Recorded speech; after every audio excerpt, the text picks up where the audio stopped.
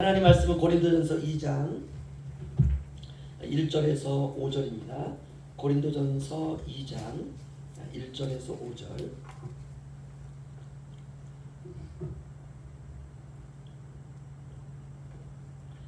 저 한 절씩 교도하겠습니다. 형제들아, 내가 너희에게 나아가 하나님의 증거를 전할 때에 말과 지혜의 아름다운 것으로 아니하였나니, 내가 너희 중에서 예수 그리스도와 그가 십자가를 못 박히신 것에 대해는 아무것도 알지 아니하고 자청하였나이다. 내가 너희 가운데 거할 때에 약하고 두려워하고 심히 떨었노라. 내 말과 내 전당에 설득이는 지혜의 말과 자지 아니하고 다만 성령의 나타나심과 능력으로. 다 함께요. 너희 믿음이 사람의 지혜에 있지 아니하고 다만 하나님의 능력에 있게 하였노라. 아멘.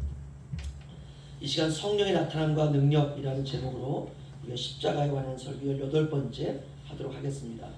응급실에 한 환자가 침대에 실려 들어왔습니다. 가장 먼저 해야 될 일은 산소 탱크에서 튜브를 가지고 와서 산소 탱크의 밸브를 열고 그 튜브를 환자의 코와 입에 주입하는 장치를 통해서 산소를 공급하는 것입니다. 왜 그렇습니까? 뇌에 산소가 공급되지 않으면 생명이 위험하기 때문에 그렇습니다. 산소는 생명과 직결됩니다. 많은 우주인들이요, 지구에서 우주선이 발사가 되어가지고 어느 행성을 가든지 가장 먼저 확인하는 게 뭐냐면 공기입니다. 이 행성에 공기가 있느냐, 있으면 바로 이주하는 겁니다. 지금까지는 공기가 있긴 있지만 그야말로 인간이 숨을 쉬고 살 정도의 공기는 우주에서 어디에서든 발견된 적이 없습니다. 지구의 아주 독특한 환경이라고 하는 것은 바로 산소가 있다는 것이죠. 복음으로 말하면 십자가입니다. 산소학의 최고 권위자인 가이통이라는 사람이 이렇게 말했습니다. 모든 만성 통증, 각종 고통과 질병은 인체의 세포에 산소가 부족할 때 발생한다. 맞습니다. 우리의 인생에도 고통이 왜 있느냐? 산소가 부족하다는 것입니다. 영적인 삶에 적용하면 모든 인생의 문제가 발생하는 원인은 십자가 복음의 부재입니다. 내가 죽어야 다른 사람이 산다는 십자가 복음. 복음은 예수 그리스도의 일생이죠. 예수님이 이 땅에 오셔서 어린아이로부터 시작해서 33년 동안 살아갔던 주님의 일생. 우리는 그것을 가스플, 다시 말하면 복음이다 이렇게 말합니다. 신자는 예수님의 일생에 대하여 들을 때 희망이 생깁니다. 신자는 예수님의 생애에 대한 이야기를 들을 때 소망이 생깁니다. 비전이 생깁니다. 생명이 약동합니다. 젊은이들이 선교사로 헌신하는 모든 근거는 십자가 복음이 강력하게 청중을 압도할 때, 여러분 이 십자가 들고 전 세계의 미전도 종족을 향하여 나아가길 원하는 사람은 그 자리에서 일어나십시오. 그럼 젊은이들이 다 일어나요. 그리고 돌아갈 때는 내 맨정신에 내가 뭔 정신이 일어났지? 이런지 몰라도 그리고 나서 훗날 깨닫습니다. 야, 그때 내가 소원했는데. 그리고 직장 때려치고 정말 미전도 종족을 향해서 나아가는 사람들이 많습니다. 이만큼 십자가 복음은 강력한 역사를 우리에게 가져다 줍니다. 십자가의 복음이 강력하면 강력할수록 성도들은 십자가 앞에 자신의 삶을 드리게 되어 있습니다. 미래의 성공과 부귀와 영화가 아니라 장래의 부자가 될 것을 담보로 인생을 드리는 것이 아니라 나를 위해 죽으신 예수 그리스도의 십자가 복음 앞에 항복하는 것이에요. 여러분, 진짜냐 가짜냐를 가늠하는 자기 내면의 소리가 이겁니다. 우리가 때때로 인생을 살아가다 이런 생각할 때가 있어요. 예수님도 십자가에 달려 죽으셨는데 그 예수님에 비하면 나의 고통은 정말 아무것도 아닌데 내가 이 고통 가운데 내가 이렇게 헤매고 있을까? 이 사람은 진짜예요. 할렐루야, 진짜예요. 십자가 복음은 그만큼 강력하다는 것입니다. 십자가는 영혼의 산소입니다. 자, 죽은 자들이 생명을 얻고 호흡할 수 있는 근본적인 것은 바로 십자가의 복음입니다. 그래서 바울은 고린도전서 이렇게 말합니다. 십자가의 도가 멸망하는 자들에게는 미련한 것이요 구원을 얻는 우리에게는 하나님의 능력이라. 할렐루야. 십자가의 이 말씀이 구원은 우리의 하나님 능력이라는 것이에요. 십자가 말씀이 전해지면 전해질수록 내가 죽어야, 내가 엎드려야, 내가 낮아져야, 내가 겸손해져야, 이런 말을 들으면 들을수록 아멘, 아멘, 아멘. 하나님, 내가 낮아지길 원합니다. 죽길 원합니다. 내가 다른 사람을 이해하는 자리로 내려가길 원합니다. 이렇게 우리가 그 복음이 들려올 때 반응하는 사람은, 이 사람은 구원받은 백성이죠.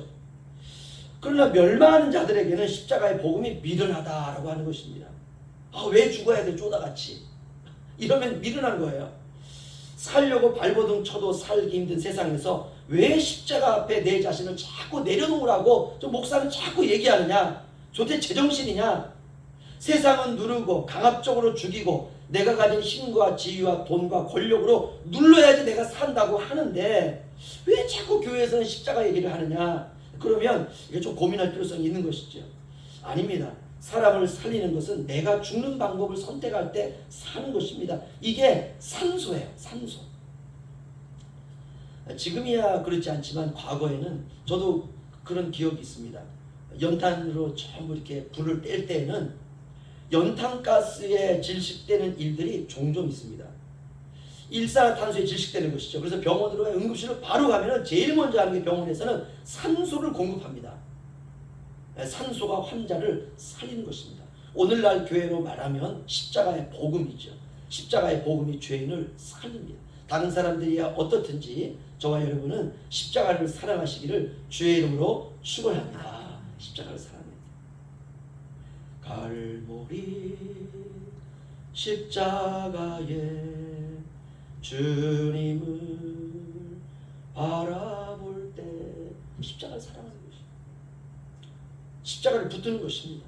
십자가가 신자의 삶의 여정이라는 사실을 잊지 마시기를 바랍니다. 그래서 우리가 십자가로 돌아가면 절망적이었던 삶이 소생함을 얻고 주님께서도 이렇게 말씀하셨습니다.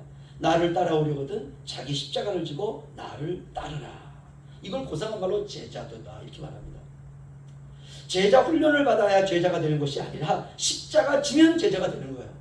제자 훈련을 아무리 많이 받아도 십자가를 안 지면 그 제자 훈련은 제자 훈련이 아니에요. 그러나 어떤 훈련을 받지 않는다 할지라도 십자가를 지고 주님께 따라가면 그 사람이 제자도가 있는 것입니다. 그 사람이 제자예요. 누구든지 주님은 자기 십자가가 있다라고 말합니다. 그런 의미에서 우리가 내 십자가 지고 즐겁게 주님을 향해 사는 것입니다. 인생은 짧습니다. 정말 짧아요. 나이가 들면 들어갈수록 더 짧아지는 것 같습니다. 마지막에 다가가기 때문에 그렇죠. 인생이 80년 남은 사람에게는 하루는 아무것도 아니에요. 앞으로 내가 80년 남았는데 왜 이렇게 생각하는 것입니다. 그러나 인생이 이제 1년밖에 남지 않은 사람에게는요, 그 한 시간은, 그 하루는 온몸으로 느껴지는 시간입니다. 이건 전율이 느껴지는 시간이에요. 분침과 초침과 시침, 이거는 고동 소리로 느껴집니다. 야, 내가 이제 살 날이 1년이 안 되는구나. 내가 살 날이 10개월밖에 안 되는구나. 내가 살 날이 9개월 29일밖에 안 남았구나. 이렇게 남아있는 시간이 짧은 사람에게는 그 시간이 살아 움직이는 것처럼 느껴집니다. 십자가도 그렇습니다. 십자가가 더욱 선명해야 우리가 하나님 앞에 온전한 인생을 살 수가 있는 것입니다. 십자가는 듣기 거북한 말씀이 아닙니다. 십자가는 꺼려지는 말씀이 아닙니다. 왜 이 시점에서 십자가인가? 그런 게 아니에요. 십자가는 생명입니다. 우리가 겉으로는 죽음처럼 저주처럼 보이지만 십자가는 생명입니다. 그 안에 흐르는 주님의 보혈이 있어요. 그 보혈에 닿기만 하면 삽니다. 기독교가 만약 십자가를 밀어내고 다른 것들을 붙든다면 여러분, 기독교는 절대로 사람을 살릴 수가 없습니다. 병원에 산소 탱크가 없다면 그런 산소가 필요한 환자들을 살릴 수가 없습니다. 교회에 십자가의 복음이 없다면 더 이상 교회가 아니죠. 학원은 학원에서 가르치는 과목을 가르쳐야 됩니다. 학원을 갔더니 학원에서 기름을 팔더라. 그리고 다시는 그 학원 안 보내죠. 영화관은 영화를 상영해야 됩니다. 영화관에 갔더니 영화는 상영하지 않고 생선가게 차려놓고 그냥 갈치, 고등어만 팔더라. 그러면 그 영화관은 다시는 가지 않습니다. 백화점에서는 각종 소비 물품을 팔아야 됩니다. 모든 상점과 기관은 그 고유의 가치를 실현하는 것입니다. 교회도 마찬가지죠. 교회는 십자가와 부활의 복음을 전해야 되는 것입니다. 교회가 복음을 전하지 아니하고 세상의 처세술을 전하면 이미 교회의 기능이 상실된 것입니다. 오늘 읽은 고린도전서 2장 1절 2절 우리 함께 읽겠습니다. 시작. 형제들아, 내가 너희에게 나아가 하나님의 증거를 전할 때에 말과 지혜의 아름다운 것으로 아니하였나니 내가 너희 중에서 예수 그리스도와 그가 십자가에 못 박히신 것 외에는 아무것도 알지 아니하기로 작정하였습니다. 아멘. 여기서 하나님의 증거를 바울은 이렇게 말합니다. 말과 지혜의 아름다운 것으로 전하지 않았다. 여러분 십자가의 복음은 거친 복음입니다. 죽어가는 환자를 수술하는 의사의 손과 옷과 이 얼굴에는 피가 막 튀깁니다. 그것을 감수하는 것이에요. 제가 아는 목사님이 그 천암 되시는 분이 간암 말기가 돼가지고 이제 병원에서 이제 사형송을 받았습니다. 그래가지고 의사가 이제 잘 이제 임종을 준비하도록 남은 생애를 준비하라. 이제 얼마 남았습니다. 이랬는데 이제 온갖 뭐 주변에서 이게 간에 좋고 저게 간에 좋다는 보약을 그 한 달 동안 다 먹은 거예요. 그래가지고 이게 급성 이게 이제 트러블이 와가지고 병원에 입원을 했습니다. 의사도 깜짝 놀랐어요. 아니 도대체 왜 이렇게 돼서 왔느냐? 그랬더니 뭐 이런 보약도 먹고 저런 보약도 먹고 누가 뭐 산삼이 좋다고 그러니까 모든 보약을 다 먹었는데 결국 한 달도 못해서 병원 응급실 중환자실에 왔습니다. 의사가 불렀어요. 다 식구들 오라고 다 둘러섰는데요. 그 순간 이분이 기침을 했는데 피가 그냥 온 천지에 다 터진 거예요. 의사 뭐 몸에도 묻고 피가 그러니까 이게 간이 피덩이로 충만했던 것이에요. 죽어가는 환자를 수술하는 의사의 손과 옷과 얼굴에 이렇게 피가 튀기는 것, 이 응급실이 있죠. 이걸 감수하는 거예요. 여러분 중요한 것은 죽어가는 환자를 살리는 것입니다. 이게 교회죠. 이게 주님이 사랑하는 교회입니다. 비록 우리 교회의 말과 지혜의 아름다움은 없다 할지라도 십자가가 있다면 우리가 우리 교회를 영광스럽게 여기는 것입니다. 이게 교회예요. 거기에 주님의 영광이 임하는 것입니다. 구약시대의 성막에 들어가면 가장 먼저 도착하는 곳이 번제단입니다. 거기에는 언제나 죽음이 있습니다. 우리로 말하면 십자가죠. 무슨 말이냐? 신앙생활의 첫 시작은 죽음이라는 것입니다. 나의 자아가 죽는 것이에요. 그것이 바로 생명의 시작이고 비전의 시작입니다. 바울이 그렇게 고린도 교회를 사역을 했는데요. 그래서 처음에 교회가 세워질 때 고난이 엄청 많았습니다. 시련과 어려움이 너무 많았어요. 그래서 바울은 기도하기 시작합니다. 여러분 산기도도 하고 금식기도도 하고 철야기도도 하고 말씀도 공부하고 이 생애를 주님께 걸고 주님을 예배하기도 하고 이렇게 교회는 세워지는 것입니다. 저와 여러분 한 사람 한 사람이 교회입니다.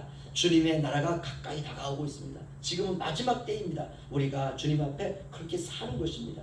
3절로 5절 우리 함께 읽죠. 시작. 내가 너희 가운데 거할 때에 약하고 두려워하고 심히 떨어노라. 내 말과 내 전도함이 설득력 있는 지혜의 말로 하지 아니하고 다만 성령의 나타남과 능력으로 하여 너희 믿음이 사람의 지혜에 있지 아니하고 다만 하나님의 능력에 있게 하려 하였노라. 아멘. 사도 바울은 고린도 교회 가운데 거할 때 이렇게 말합니다. 약하고 두려워하고 심히 떨었다. 이게 사역이에요. 하나님 앞에서 약하고 두려워하고 심히 떠는 신앙, 이게 살아있는 신앙이에요.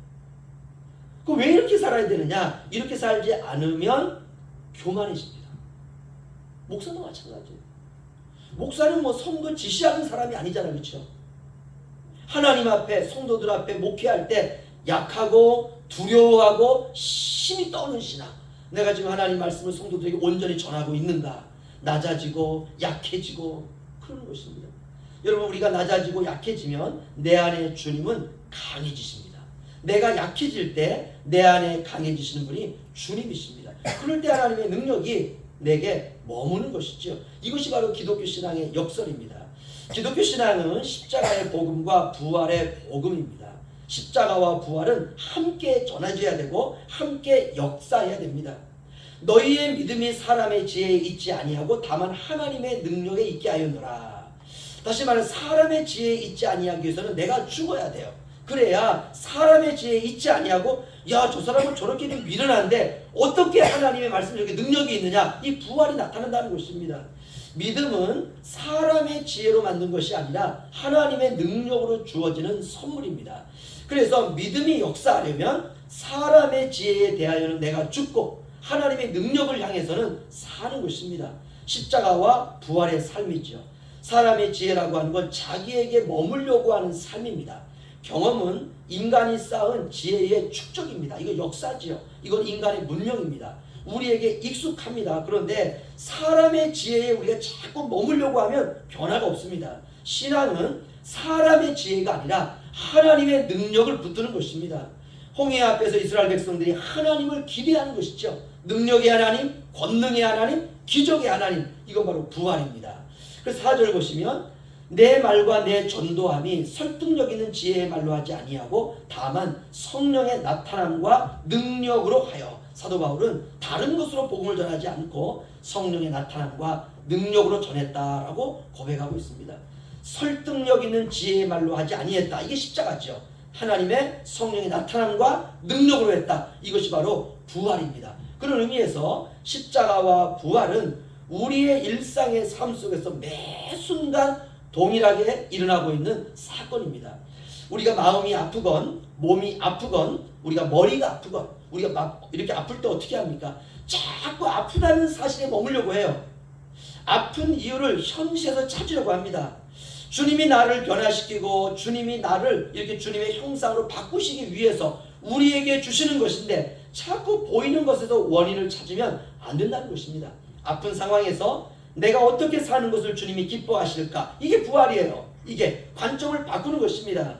아주 간단합니다. 우리가 우리의 연약한 상황에서 우리가 주님께 우리의 심령이 돌이키는 건 그냥 꼭지 하나 틀면 되는 것이에요. 복잡한 상황에서 머리가 터질 것 같은 이유를 찾을 것이 아니라 이 상황을 주님께서 내게 주신 주님의 뜻이 무엇일까? 이게 꼭지를 터는 것입니다. 이게 꼭지를 돌리는 것이에요. 여러분, 그리스도인들 가운데 영적인 허영기를 가진 사람이 참 많습니다.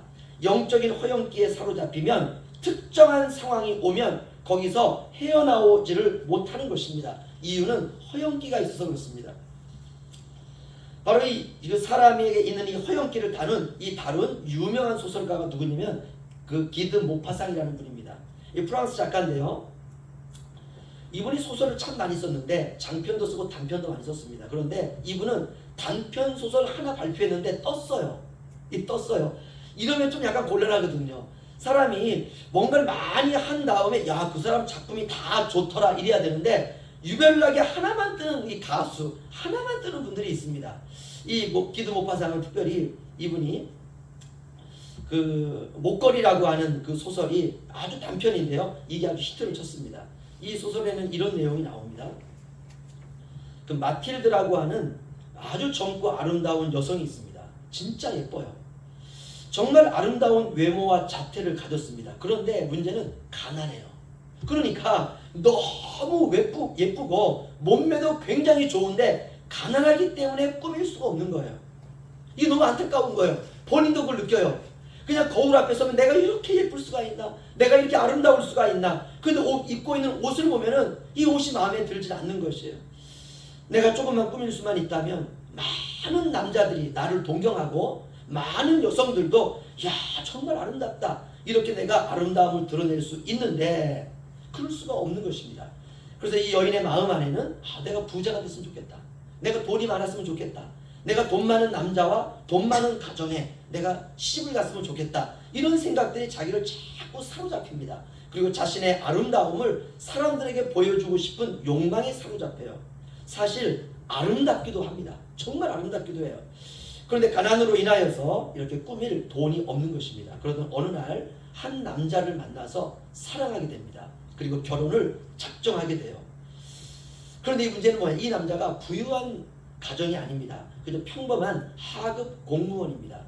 외모와 자태가 아름다운 이 마틸드는 결혼을 하면 좀 나을 줄 알았는데 현실에 대한 만족이 없어요. 그래서 늘 근심 가운데 살아가요.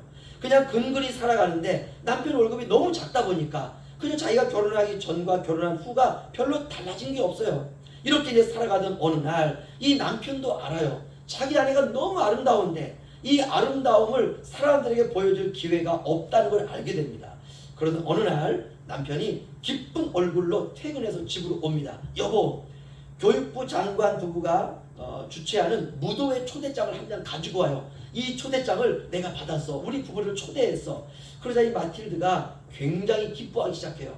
야, 다른 사람들에게 나의 아름다움을 보일 기회가 왔구나. 그런데 문제는 뭐냐? 기쁨도 잠깐, 문제는 무도회에 입고 갈 드레스가 없는 겁니다. 이것 때문에 눈물을 줄줄 흘리고 있어요. 그러니까 이 하급 공무원이 이 남편이 그 아내를 보고 전 재산을 다 털어서 드레스 하나를 가지고 와요. 뭐 내일 죽는다 할지라도 이 아내가 기뻐할 수 있다면, 그래서 아내에게 갖다 줍니다.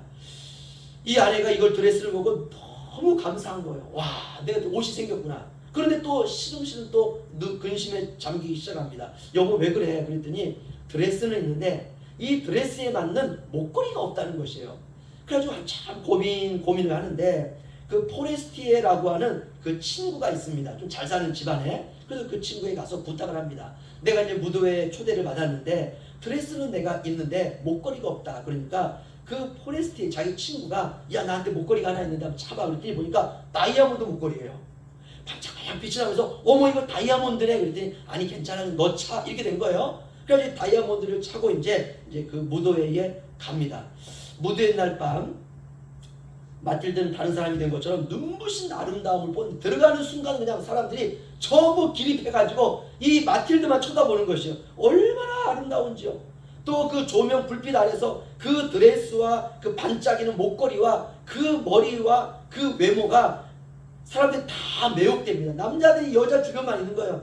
다른 여성들도 그냥 너무너무 같은 여성이지만 아름다운 것입니다.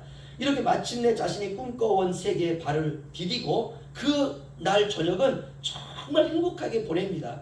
이제 무대가 다 끝나고 정말 행복은 짧았지만 이제 집에 마차를 타고 돌아와서 옷을 갈아입는데 깜짝 놀랐어요. 목걸이가 없어진 거예요. 부부는 너무 당황했습니다. 이 다이아몬드 목걸이를 남의 건데 그래서 길을 다시 돌아가서 다시 또 가면서 그 길을 다 찾는데 길에도 없지. 마차 그 마부한테 가가지고 마차를 봐도 마차에도 없지. 무도회장에 가서 혹시 거기서 이렇게 춤을 추다가 떨어졌는데 아무리 찾아봐도 목걸이가 보이지 않는 것입니다. 어떻게 해야 되나 가서 진실을 말해야 되나 이래야 되나 여러 가지 고민을 많이 하던 차에 부부가 이렇게 마음을 먹습니다. 여보 우리가 그냥 고리떼금 업자한테 돈을 빌려가지고 또 우리가 남은 이 집이랑 다 팔아가지고 우리가 그 목걸이를 사다가 주자. 약속은 지켜야 되지 않느냐. 그래가지고 그 모든 돈을 다 털어가지고 지금 돈으로 말하면 6천만 원 정도 되는 돈을 마련해서 뭐 일수 뭐 삭제까지 끌어당겨가지고요. 그 다이아몬드를 사가지고 갖다가 줘서 드디어 이제 목걸이를 사서 주었습니다. 그리고 이제 집에 그 그냥 허름한 집에 와가지고 뭐 집에 그 두었던 하녀도 이제 다 이제 월급을 줄 수 없으니까요 돌려보내고 그리고 이제 집에서 모든 살림부터 그 다음에 이제 돈을 벌어야 되니까요. 거리에 나가서 청소도 하고 남의 이제 헛되는 일도 하면서 한번 짭을 한 4-5개 가지면서 잠도 자지 못하고 그렇게 이제 그 일수돈 다 갚아야 되니까요. 그래서 10년 동안을 다 갚아가요. 그리고 드디어 10년 동안 다 갚았습니다. 근데 자신을 보니까 손은 거칠어지고 피부는 빛을 잃고 고된 삶 속에서 젊음이 쉽게 지나가 버려서 마치 외모를 딱 보니까 할머니가 되어 있는 거예요. 자기 또래의 다른 여성과 비교하니까 그렇게 아름다웠던 자신의 외모가 할머니가 되어 있는 것입니다. 10년 후에 이 마틸드가 거리에서 우연히 그 목걸이 주인을 만납니다. 그랬더니 그 포레스티 부인이 깜짝 놀란 거예요. 야, 너 왜 이렇게 늙었어? 너 이제 할머니가 됐어. 너 피부가 왜 이래? 그럼 이제 집에 데리고 갑니다. 차 한잔 먹으면서. 그랬더니 이제 마틸드가 과거의 얘기를 다 하는 거예요. 주절 얘기하면서 하다가 마지막 하나의 사연을 털어놓습니다. 사실은 내가 이렇게 된 원인이 있어. 그 원인이 뭔데? 하다 보니까 네가 나한테 빌려준 그 목걸이 있잖아. 그 다이아몬드 목걸이. 그거를 잊어버려가지고 그날 밤에 그래서 우리가 빚을 내가지고 일수 뭐 사채까지 끌어써가지고 그걸 네가 그 진짜 목걸이 사서 너한테 줬는데 그거를 갚느라고 10년 동안 이제 허드렛 일도 하고 청소도 하고 그래서 내가 이렇게 폭삭 늙었단다 라고 얘기를 하는 거예요. 그랬더니 그 자기 친구가 이렇게 말합니다. 야, 그 목걸이 가짜였어. 이 소설은 거기서 딱 끝나요. 이 기드 모파상이 우리에게 주려고 하는 것은 이겁니다. 인간의 허영이 얼마나 비극적인 결과를 가지고 오는지. 고작 얼마 안 되는 가짜 목걸이였는데 그것도 모르고 인생을 허비한 것이에요. 이 모든 것은 마틸드의 허영에서 시작된 일입니다. 이건 모파상이 지적한 것입니다. 사람들 안에 그런 허영이 있다는 것입니다. 여러분 신앙에도 그렇습니다. 영적인 허영기가 있어요. 우리 주님은 우리에게 이렇게 말합니다. 있는 모습 그대로 내게 나오라 이렇게 말해요. 근데 우리는 때때로 나를 포장해가지고 주님 앞에 나가려고 할 때가 너무나 많습니다. 아닙니다. 이제는 그런 영적인 허영은 십자가에 다 내려놓고 주님이 우리에게 주신 부활 생명으로 우리가 살아가야 되리라 믿습니다. 보이는 세계로부터 보이지 아니하는 하나님의 나라로 우리의 시선을 옮겨야 됩니다. 세상은 잠깐입니다. 하나님의 나라는 영원합니다. 내 안에 허영이 죽어야 성령의 나타남과 능력으로 살 수 있습니다. 세상의 허영이 아니라 성령의 강한 능력으로 십자가를 달게 지고 천국까지 걸어가는 저와 여러분의 아름다운 인생이 되시기를 주님의 이름으로 축원합니다. 기도합니다.